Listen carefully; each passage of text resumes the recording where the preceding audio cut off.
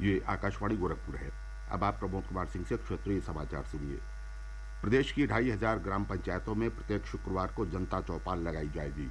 यह चौपाल सभी विकास खंडों की 3-3 पंचायतों में लगेगी।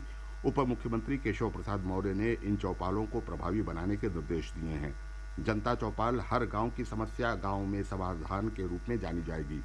चौपाल का उद्देश्य ग्रामीणों को उनकी विभिन्न समस्याओं का हल ग्राम पंचायत स्तर पर उपलब्ध कराना है। इन चौपालों में ग्राम स्तर के सभी कर्मचारी मौजूद रहेंगे। इसके अलावा स्थानीय प्रतिनिधियों को भी जनता चौपाल में भाग लेने के लिए आमंत्रित किया जाएगा।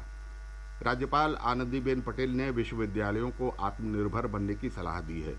उन्होंने कहा कि विश्वविद्यालयों को प्रवेश परीक्षा और परिणाम के लिए एजेंसियों की आवश्यकता पड़ती है। इसके लिए काफ़ी धनराशि दी जाती है। अगर हम अपने विश्वविद्यालय के आईटी छात्रों का कौशल विकास करें तो इसे बचाया जा सकता है। राज्यपाल आज महात्मा ज्योतिबा फुले विश्वविद्यालय के दीक्षांत समारोह को संबोधित कर रही थीं। समारोह में उन्होंने 85 मेधावियों को गोल्ड मेडल प्रदान किए। निर्वाचन आयोग मतदान प्रक्रिया में बड़े स्तर के बदलाव की तैयारी कर रहा है। इसके अनुसार अब देश में कहीं से भी अपने निर्वाचन क्षेत्र में वोट डालना संभव हो जाएगा। किसी भी राज्य में रहने वाले नागरिकों को मतदान करने के लिए घर जाने की जरूरत नहीं होगी, बल्कि आयोग की नई तकनीक के मदद से कहीं से भी मतदान कर सकते हैं। चुनाव आयोग ने राजनीतिक दलों से 31 जनवरी तक इस मतदान प्रणाली के बारे में अपने सुझाव देने को कहा है। स्वशासी राज्य चिकित्सा महाविद्यालय सोसाइटी ने 1790 स्टाफ नर्सों की नियुक्ति के प्रस्ताव पर मुहर लगा दी है। लखनऊ में उप मुख्यमंत्री और सोसाइटी के पदेन अध्यक्ष ब्रजेश पाठक की मौजूदगी में नर्सिंग सेवा परिनियमावली को मंजूरी मिलने के बाद स्टाफ नर्सों की नियुक्ति का रास्ता साफ हो गया है। नर्सिंग सेवा परिनियमावली की मंजूरी के बाद पहले चरण में स्टाफ नर्सों की नियुक्ति होगी और इसी प्रक्रिया को अपनाते हुए हर साल करीब 2000 नर्सों की नियुक्ति की जाएगी। राज्य चिकित्सा महाविद्यालय सोसाइटी की शासी निकाय बैठक में जिन अन्य प्रस्तावों को मंजूरी दी गई है उसमें चिकित्सा महाविद्यालयों के प्रधानाचार्यों के अधिकारों में बढ़ोतरी और अस्पतालों में गुणवत्तापूर्ण सुविधाएं उपलब्ध कराने के लिए अलग अलग फंड को संचालित करने की अनुमति शामिल है। सरकार ऑनलाइन गेम्स की हिंसक और अश्लील सामग्री से निपटने के लिए मजबूत नियमन के पक्ष में है। आकाशवाणी समाचार के साथ विशेष साक्षात्कार में संचार तथा इलेक्ट्रॉनिक्स और सूचना प्रौद्योगिकी मंत्री अश्विनी वैष्णव ने युवा पीढ़ी पर ऑनलाइन गेम्स के प्रभाव के बारे में चिंता व्यक्त की। उन्होंने कहा कि सरकार सख्त नियम बनाकर ये सुनिश्चित करेगी कि ऑनलाइन खेलों में नशे की लत, जुआ और हिंसक तत्व न हों।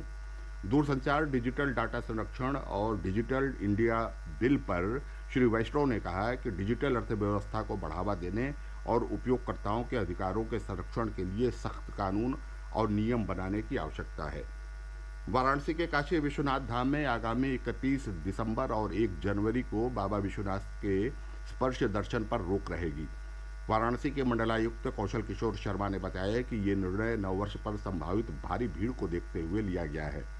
उन्होंने कहा कि मंदिर के चारों द्वारों से कतारबद्ध होकर लोग ज्यादा से ज्यादा संख्या में दर्शन कर सकें, इसलिए ऐसी व्यवस्था लागू की जा रही है जो सुगमता से पूरी हो सके। श्री शर्मा ने बताया कि इस दौरान मंदिर परिसर में आने वाले अति विशिष्ट लोगों को भी इसी प्रकार से दर्शन कराया जाएगा। श्री गुरु गोविंद सिंह जी महाराज का 356वां प्रकाश पर्व देश भर में धार्मिक श्रद्धा और उल्लास के साथ मनाया जा रहा है। प्रधानमंत्री नरेंद्र मोदी ने प्रकाश पर्व के अवसर पर गुरु गोविंद सिंह जी को नमन किया और मानवता के प्रति उनकी सेवा को स्मरण किया। एक ट्वीट में श्री मोदी ने कहा कि उनका अदम्य साहस वर्षों तक लोगों को प्रेरणा देता रहेगा।